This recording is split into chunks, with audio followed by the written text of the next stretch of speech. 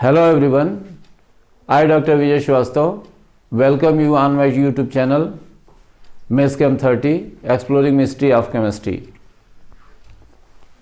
Structure of atom के इस video lecture में हम एक बहुत इम्पॉर्टेंट और फंडामेंटल कंसेप्ट लेके आए हैं, nature of light and electromagnetic spectrum, यानी प्रकाश की प्रकृति और विद्युत चुंबकीय spectrum.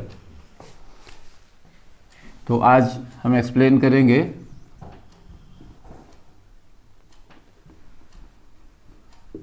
Nature of light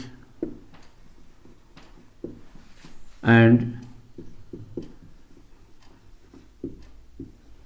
electromagnetic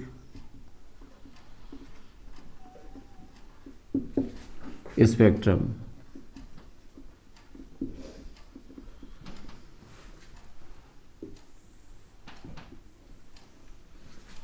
प्रकाश की प्रकृति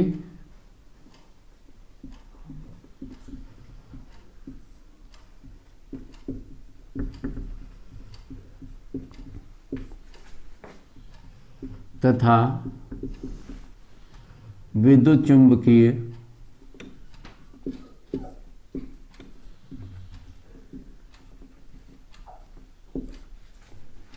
स्पेक्ट्रम।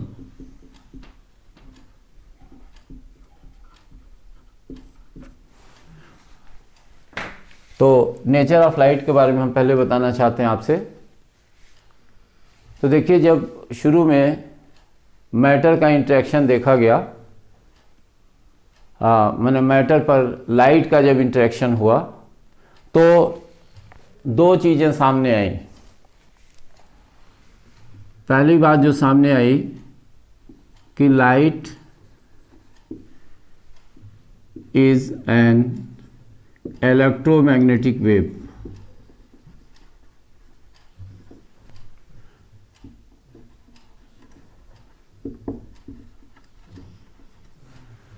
लाइट एक इलेक्ट्रोमैग्नेटिक वेव है, यानी प्रकाश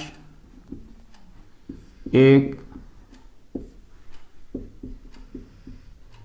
विद्युत चुंबकीय तरंग है।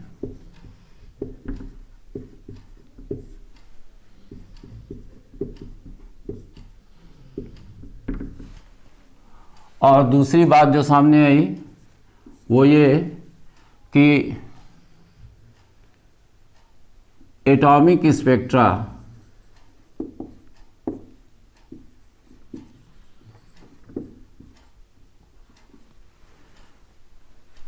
can be explained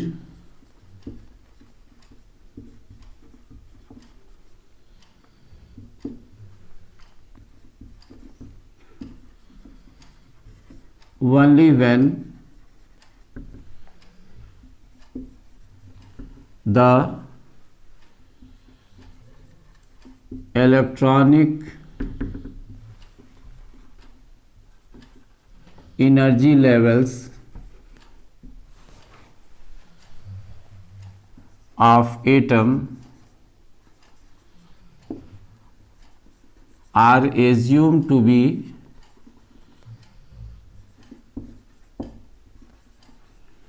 quantized। मतलब परमाणु में जो एनर्जी लेवल्स होते हैं उनको अगर हम क्वांटाइज्ड या क्वांटीकृत मान लें, तभी हम केवल एटॉमिक स्पेक्ट्रा को एक्सप्लेन कर सकते हैं। यानी परमाणु स्पेक्ट्रम की व्याख्या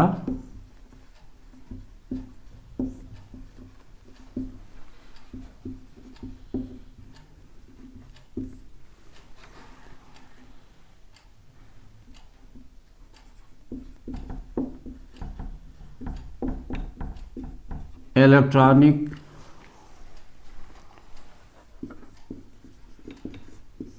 ऊर्जा स्तरों को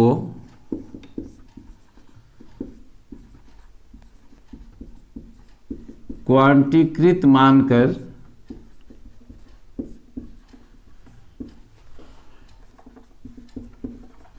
की जा सकती है। तो ये दो चीज़ें सामने आई कि जब मैटर से रेडिएशन का इंटरेक्शन हुआ तो जो स्टडी में, अध्ययन में जो चीज़ें निकल के सामने आई वो ये दो रही। पहली चीज़ बताया आपको कि प्रकाश एक विद्युत चुंबकीय तरंग या विकिरण है, इलेक्ट्रोमैग्नेटिक रेडिएशन है या इलेक्ट्रोमैग्नेटिक वेव है। और दूसरा बताया कि जो एटॉमिक स्पेक्ट्रा होते हैं उनको हम तभी एक्सप्लेन कर सकते हैं जब हम इलेक्ट्रॉनिक एनर्जी लेवल्स को क्वांटाइज्ड मान लें। अब लाइट में थोड़ी सी बात करते हैं कैरेक्टरिस्टिक्स की, यानी विशेषताओं की।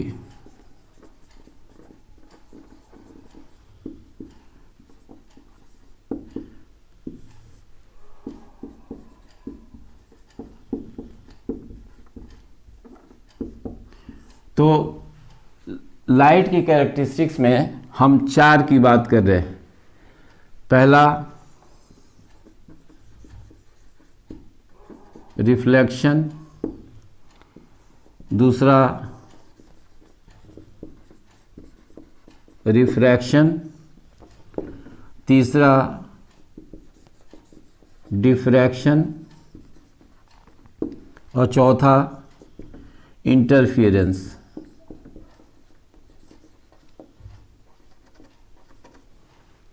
रिफ्लेक्शन यानी कहते हैं हम हिंदी में परावर्तन, फिर अपवर्तन, विवर्तन और व्यतिकरण।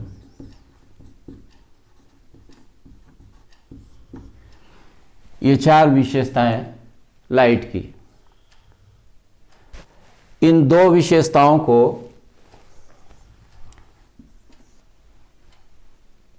न्यूटन के कणिका सिद्धांत द्वारा एक्सप्लेन किया गया।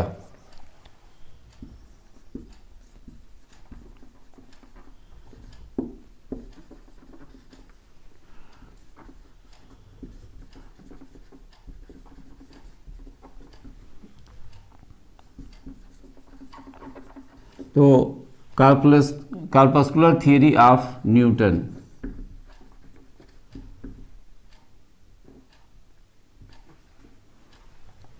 न्यूटन का कणिका सिद्धांत।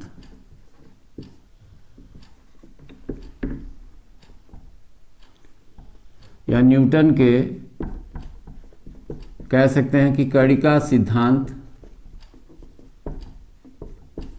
द्वारा व्याख्या। तो दो जो कैरेक्टरिस्टिक्स हैं, रिफ्लेक्शन और रिफ्रैक्शन, उनको तो न्यूटन ने कार्पस्कुलर थियरी देकर के कि लाइट में पार्टिकल नेचर पाया जाता है, प्रकाश कण के रूप में चलता है, ये मान करके इनकी व्याख्या की और उसकी व्याख्या करने में वो सफल रहे, सक्सेसफुल एक्सप्लेनेशन रहा। लेकिन ये बाकी दोनों की व्याख्या कणिका सिद्धांत के आधार पर या कार्पस्कुलर थियरी के आधार पर नहीं की जा सकी। तो बाद में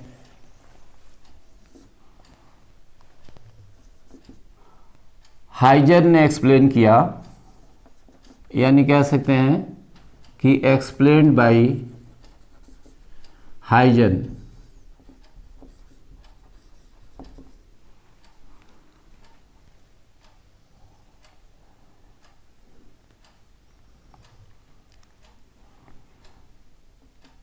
तो जो थियरी यूज किया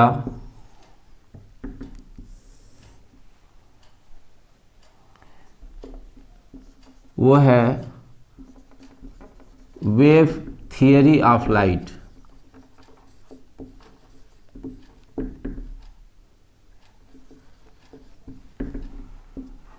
यानी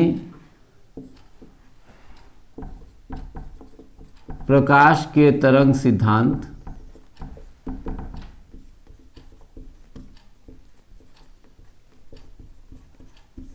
के आधार पर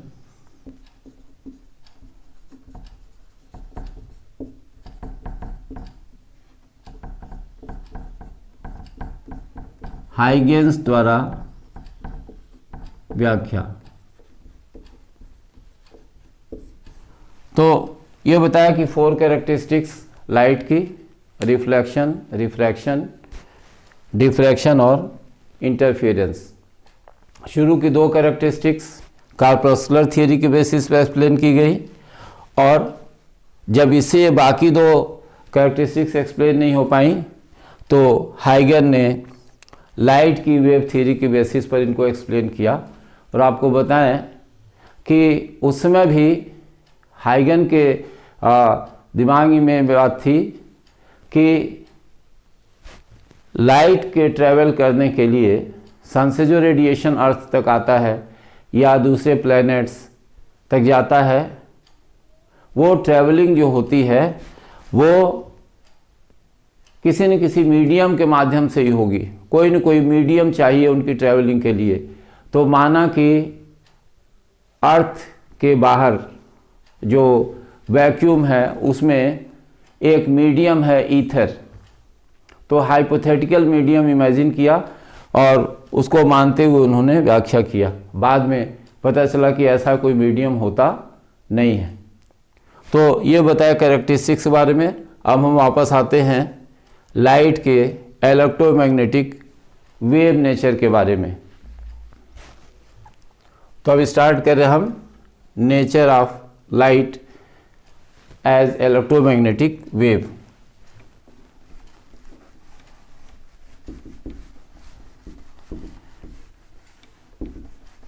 जो चीज़ें एक्सप्लेन की जा रही हैं या जो फंडामेंटल्स बताए जा रहे हैं उनको समय समय पर नोट कर लेना चाहिए, और अगर समय ना मिले तो स्क्रीनशॉट लिया जा सकता है।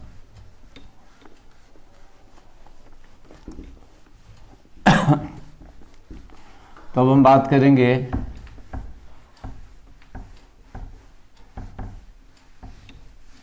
मैक्सवेल्स थियरी की।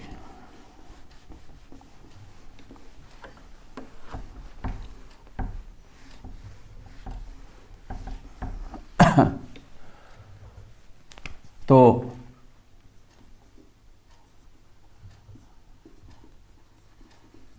Maxwell's theory of electromagnetic radiation या इलेक्ट्रोमैग्नेटिक वेव।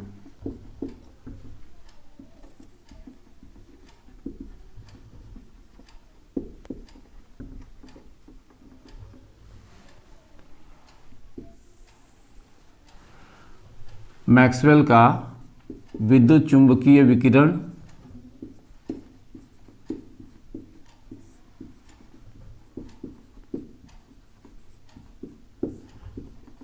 विद्युत चुंबकीय विकिरण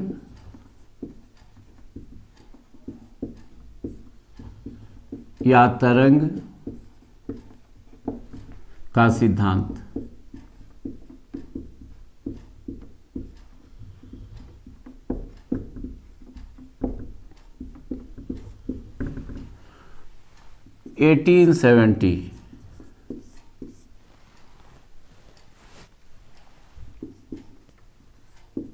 J.C. Maxwell, James Clark Maxwell, इन्होंने ये बताया कि जब कोई चार्ज्ड पार्टिकल एक्सीलरेटेड पाथ पर, त्वरित पथ पर गति करता है, एक्सीलरेटेड पाथ पर मोशन की स्टेट में होता है, तो इससे इलेक्ट्रिक और मैग्नेटिक फील्ड प्रोड्यूस होते हैं। यानी त्वरित गति की अवस्था में अगर कोई आवेशित कण है तो उससे 2 तरह के क्षेत्र उत्पन्न होते हैं, एक इलेक्ट्रिक फील्ड और दूसरा मैग्नेटिक फील्ड। ये अल्टरनेटली एक के बाद एक उत्पन्न होते हैं, और ये एक दूसरे के परपेंडिकुलर यानी लंबवत ऑसिलेट करते हैं, कंपन करते हैं।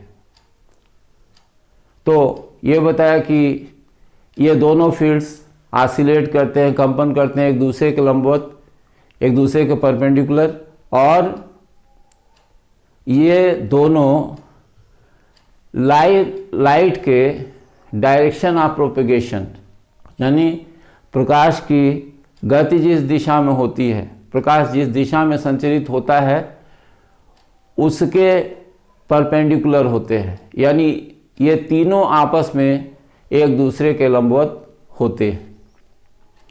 तो इस जो मैक्सवेल थ्योरी की जो मुख्य बातें रहीं वो हम मेंशन करना चाहेंगे।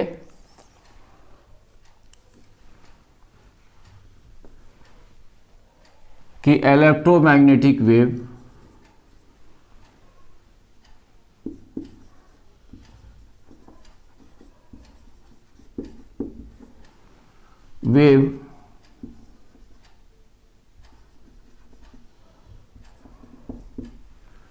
का इमिशन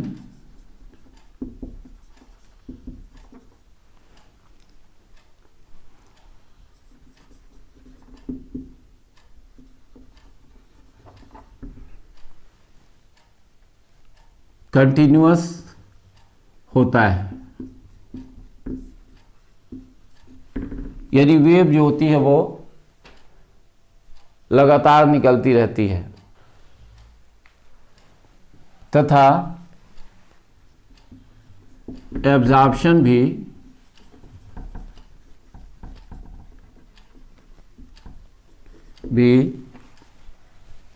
कंटिन्यूअस होता है।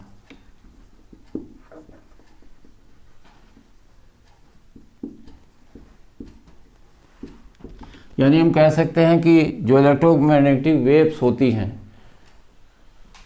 उनका इमिशन और एब्जॉर्प्शन दोनों कंटिन्यूअस होता है। दूसरी बात यह है कि इलेक्ट्रोमैग्नेटिक वेव्स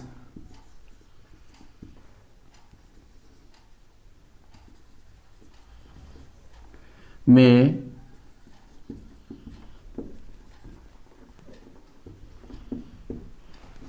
इलेक्ट्रिक तथा मैग्नेटिक फील्ड प्रोड्यूस होते हैं,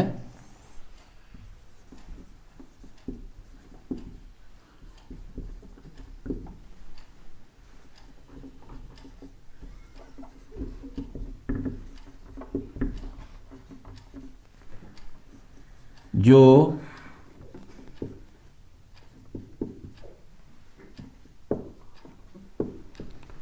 एक दूसरे के परपेंडिकुलर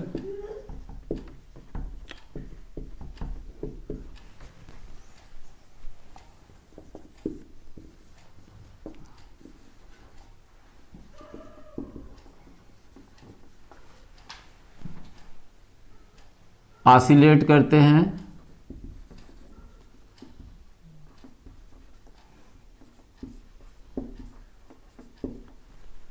तथा ये लाइट के प्रोपेगेशन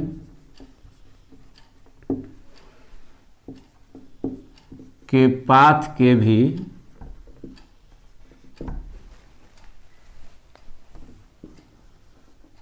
परपेंडिकुलर होते हैं।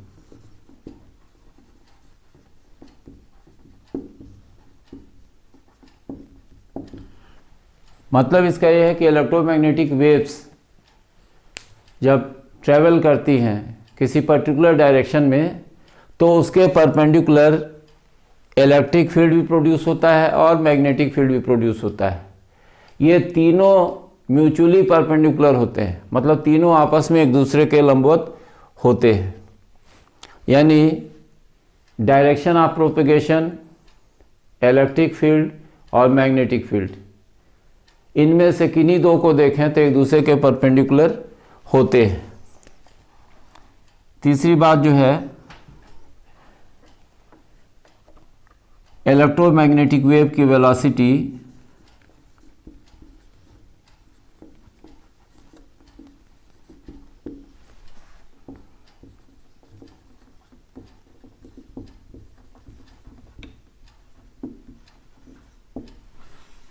3 × 10⁸ मीटर पर सेकेंड होती है। जो वेग है विद्युत चुंबकीय तरंग का वो है 3 × 10⁸ मीटर पर सेकेंड। जो चौथी बात है इसमें कि इलेक्ट्रोमैग्नेटिक वेव के ट्रैवल करने के लिए या संचरण के लिए, ट्रांसमिशन के लिए किसी मीडियम की आवश्यकता नहीं होती है। ये वैक्यूम में भी ट्रैवल करते हैं, यानी निर्वात में भी संचरण करते हैं। तो इलेक्ट्रोमैग्नेटिक वेव्स के ट्रांसमिशन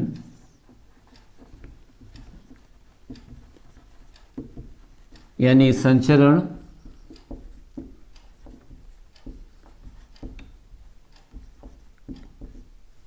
के लिए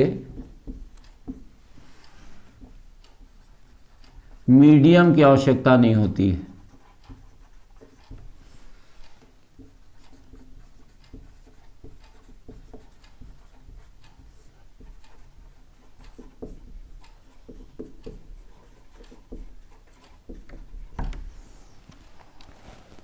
तो ये 4 इम्पॉर्टेंट पॉइंट्स हमने आपको बताया अभी कि इलेक्ट्रोमैग्नेटिक वेव्स का इमिशन और एब्जॉर्प्शन दोनों कंटिन्यूअस होता है। जो इलेक्ट्रोमैग्नेटिक वेव होती है जब ये ट्रांसमिट होती है तो उसमें अल्टरनेटली इलेक्ट्रिक और मैग्नेटिक फील्ड प्रोड्यूस होते हैं और इनका ऑसिलेशन एक दूसरे के परपेंडिकुलर होता है तथा ये दोनों डायरेक्शन ऑफ प्रोपेगेशन या प्रकाश के संचरण की दिशा के लंबवत होते हैं। इसके बाद हमने आपको बताया कि इलेक्ट्रोमैग्नेटिक वेव की जो वेलोसिटी होती है 3 × 10⁸ मीटर पर सेकेंड होती है। जो इलेक्ट्रोमैग्नेटिक वेव्स हैं इनके ट्रांसमिशन के लिए किसी मीडियम की आवश्यकता नहीं होती है। और नेक्स्ट पॉइंट जो है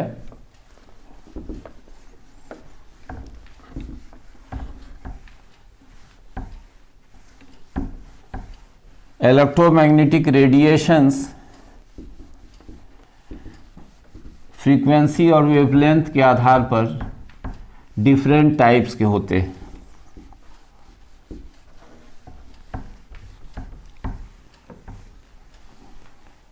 तो नंबर 5 हम कह सकते हैं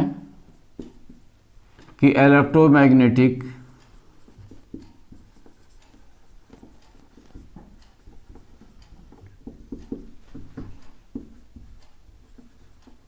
रेडिएशंस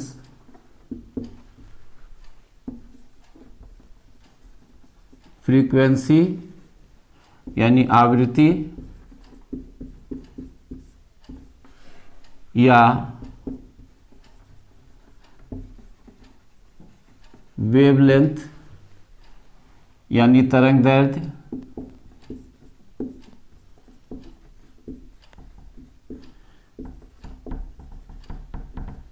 के आधार पर डिफरेंट टाइप्स के होते हैं।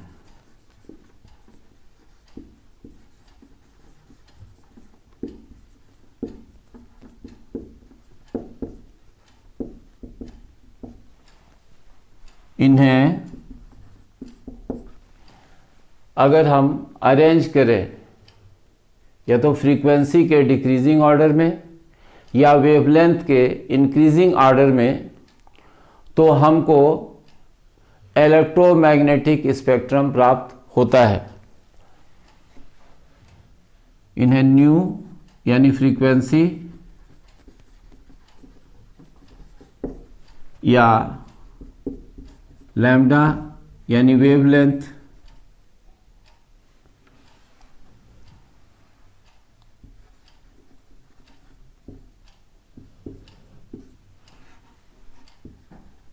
के अनुसार व्यवस्थित करने पर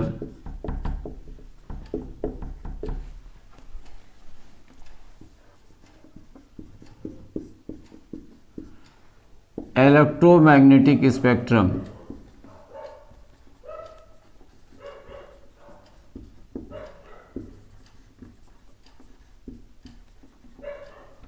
प्राप्त होता है।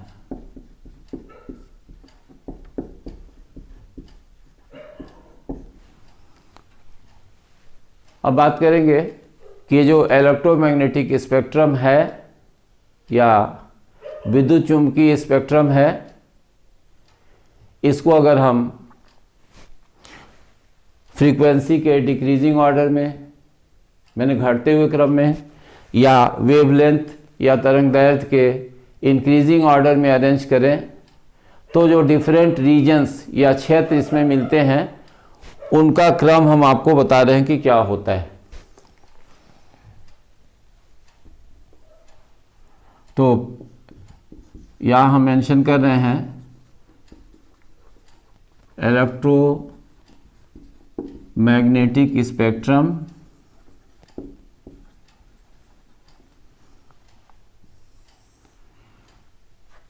रीजन आपको बताएं इसमें।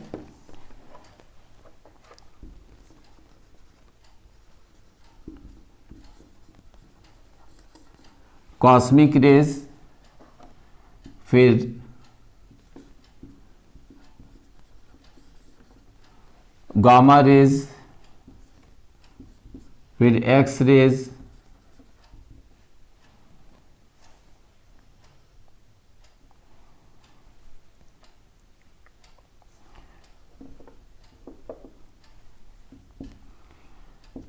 एक्स रेज, फिर अल्ट्रावायलेट रेज, उसके बाद से विजिबल रीजन, फिर इंफ्रारेड, फिर radio waves, microwaves,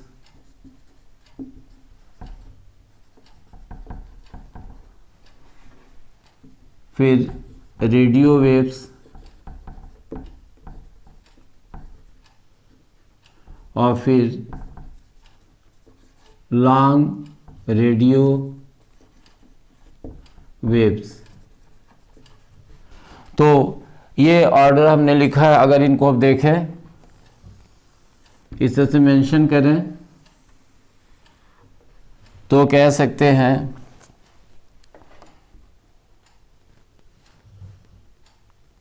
in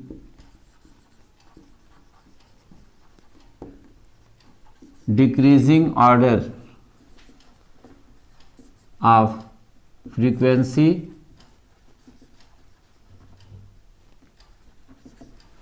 or increasing order of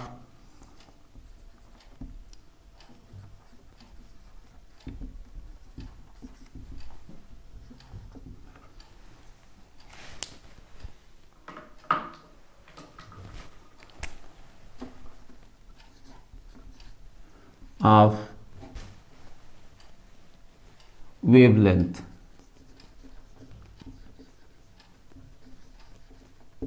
मतलब कह सकते हैं ये फ्रीक्वेंसी के डिक्रीजिंग ऑर्डर में अरेंज किया गया है या वेवलेंथ के इंक्रीजिंग ऑर्डर में अरेंज किया गया है। ये जो रीजन है, ये जो विजिबल रीजन है, ये 400 से 750 nm, ये लैम्डा की वैल्यू है। 400 नैनोमीटर से 750 नैनोमीटर होता है। तो ये बताया हमने कि ये जो रेडिएशंस इमिट हुए कंटिन्यूअसली मैक्सवेल के अनुसार, उन्हें जब अरेंज किया गया तो फ्रीक्वेंसी के डिक्रीजिंग ऑर्डर में या वेवलेंथ के इंक्रीजिंग ऑर्डर में ये हमको सीक्वेंस मिला। यानी इस बेसिस पर हम कह सकते हैं कि सबसे ज़्यादा एनर्जी इलेक्ट्रोमैग्नेटिक रेडिएशंस में कॉस्मिक रेज की होती है और सबसे कम एनर्जी लॉन्ग रेडियो वेव्स की होती है। अगर वेवलेंथ के टर्म में बात करें तो सबसे कम वेवलेंथ कॉस्मिक रेज की होती है और सबसे ज़्यादा वेवलेंथ लॉन्ग रेडियो वेव्स की होती है।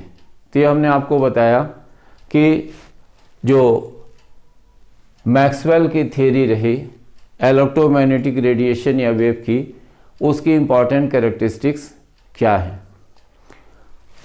अब हम बात करेंगे इसमें कुछ टर्म्स की, इलेक्ट्रोमैग्नेटिक वेव से रिलेटेड जो टर्म्स हैं उनकी बात करेंगे।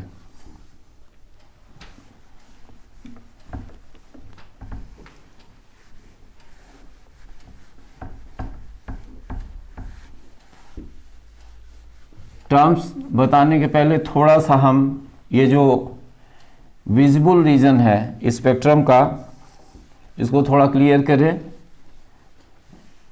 कि विजिबल रीजन में जो डिफरेंट कलर्स होते हैं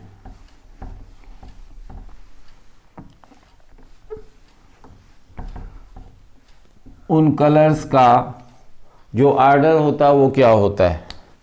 तो विजिबल रीजन में जो कलर का आर्डर होता है वो है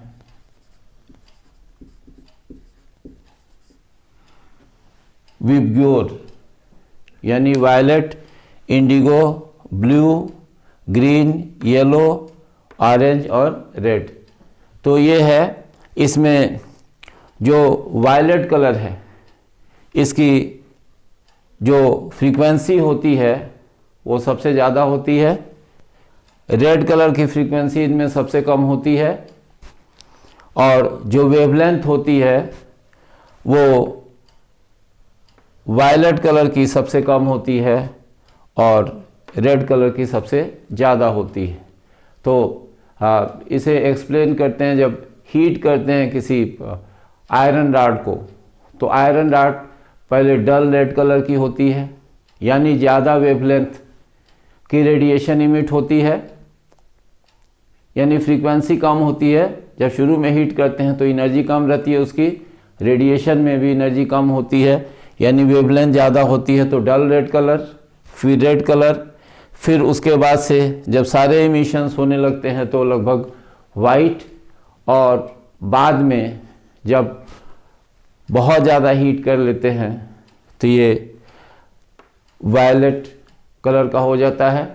जब अल्ट्रा वायलेट की तरफ, या कहते हैं कि अगर ये वायलेट से भी ज़्यादा फ्रीक्वेंसी के रेडिएशन इमिट करने की स्टेज होती है तो लाइट ब्लूइश या वायलेट कलर जो होता है वो दिखाई पड़ता है। तो ये बताया हमने कि इमिशन होने से क्या होता है इसमें। तो ये इलेक्ट्रोमैग्नेटिक स्पेक्ट्रम के बारे में हमने बताया आपको। अब बात करें इसमें टर्म्स की, जो टर्म्स यूज होते हैं इसमें।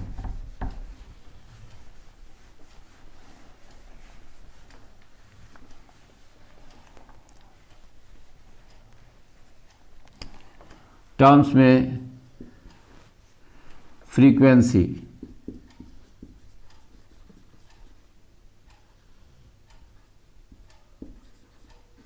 फ्रीक्वेंसी यानी आवृत्ति,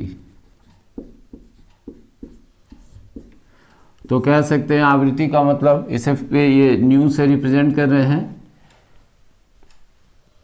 number of waves produced in 1 second.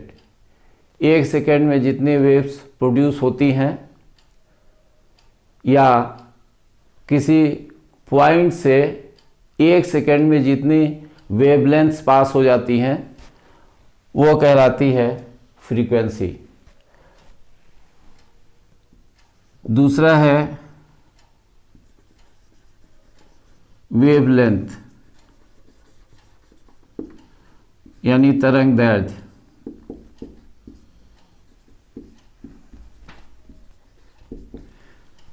इसे हम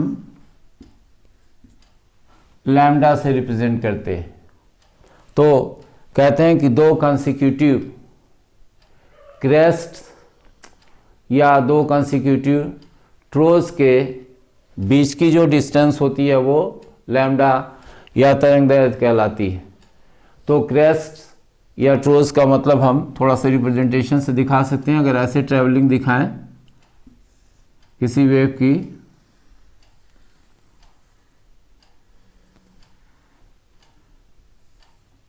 तो ये क्रेस्ट है, ये डिस्टेंस जो होगी वो लैम्डा हो जाएगी। या ट्रोज के लिए दिखाएं अगर, तो ये जो डिस्टेंस होगी ये हो जाएगी लैम्डा। ये लैम्डा हमने आपको बताया। फिर बताते हैं इसमें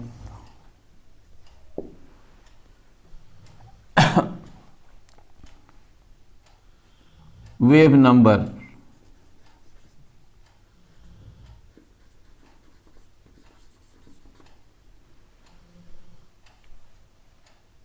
इसे या कह सकते हैं तरंग संख्या, वेव नंबर। इसे न्यू बार से रिप्रेजेंट करते हैं। तो न्यू बार इक्वल्स टू 1/लैम्डा। लैम्डा का जो इनवर्स होता है वो वेव नंबर होता है। उसके बाद एम्पलीट्यूड,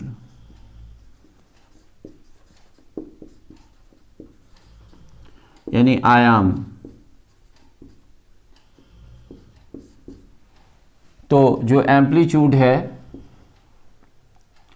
ये वेव्स जब प्रोपेगेट करती हैं तो उनमें मीन पोजीशन से किसी एक साइड में जो मैक्सिमम डिस्प्लेसमेंट होता है वो एम्पलीट्यूड कहलाता है। चाहे वो ट्रूज के लिए लेकर के देखें या हम क्रेस्ट के लिए लेकर के देखें, तो ये जो होता है वो एम्पलीट्यूड हो गया। और जो वेलोसिटी है,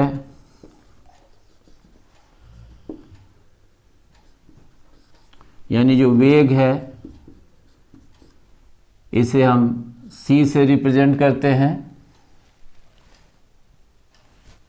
तो c की वैल्यू होगी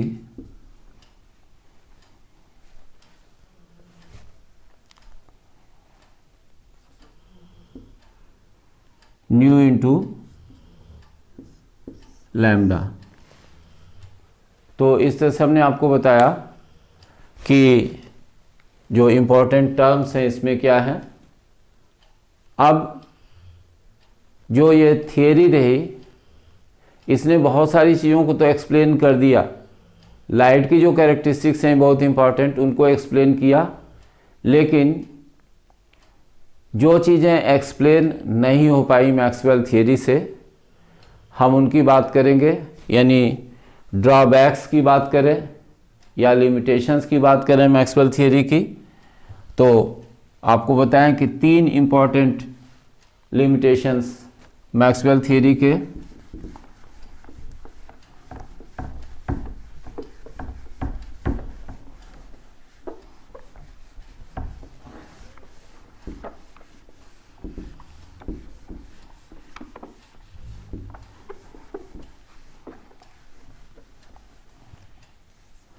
तो लिमिटेशंस की बात कर रहे हैं हम।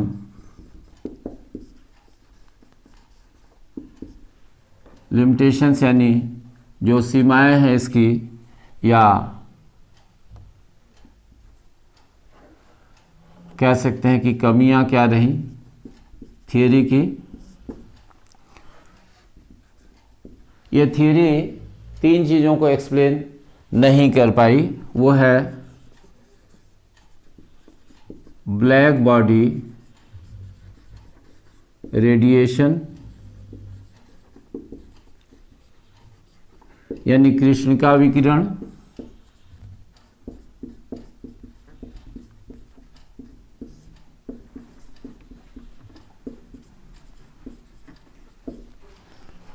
दूसरा फोटो इलेक्ट्रिक इफेक्ट।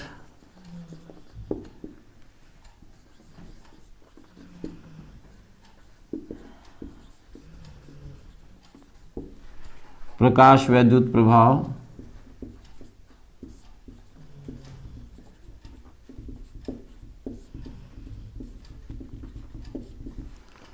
और तीसरा लाइन स्पेक्ट्रम।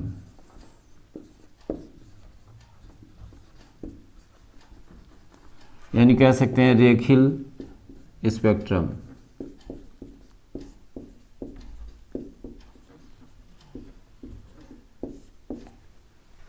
तो इसको एक्सप्लेन करने के लिए हम आगे देखेंगे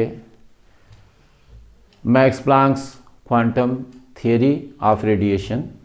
तो इस वीडियो लेक्चर में सिर्फ इतना ही। अगले वीडियो लेक्चर में हम इन लिमिटेशंस को एक्सप्लेन करने वाली थियरी यानी Max Planck's quantum theory of radiation के बारे में जानेंगे और फिर आगे हम देखेंगे उसमें जो इस चैप्टर की अन्य इम्पॉर्टेंट चीज़ें हैं। तो आप वीडियोस हमारे देखते रहिए और उनसे रिलेटेड क्वेश्चंस जो आपके दिमाग में आए, जो प्रॉब्लम्स आप फेस करें, आपको लगे कि ये चीज़ हमको जाननी चाहिए, तो अपने कमेंट्स के माध्यम से पूछिए या हमारी ईमेल आईडी पर पूछिए। ईमेल आईडी पहले भी मेंशन की गई है। तो वीडियो लेक्चर देखते रहिए, चैनल को हमारे लाइक कीजिए, सब्सक्राइब कीजिए और शेयर कीजिए। थैंक्स।